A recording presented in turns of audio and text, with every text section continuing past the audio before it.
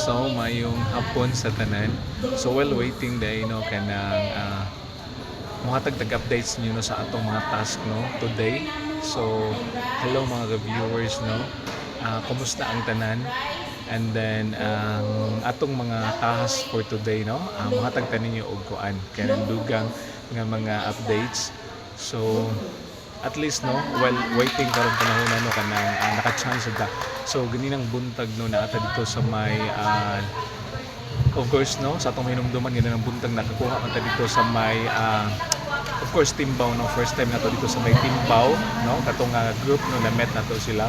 So very thankful ta no because malipayon kay atong mga parents kay ganina no nga atong nakandakan sa atong health orientation nato. Okay, so thank you Lord guys nga tanan. And then of course no after adto nag-take the lunch ni uli lang ta sa balay.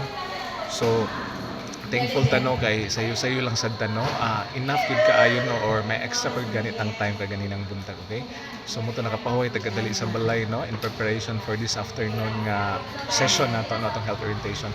So very thankful ta no kay karon mas relax pud ta no kay second presenter man ta no. And thank you Lord kaayo kay kuan kanang ato pa silang nabalikan diri no in fact kaning Liptong Valencia nani nato ni last time PM session gyapon to no. So na timing gyapon karon nga nakabalik ta. Okay, so thank you kay no, bye bye, God bless.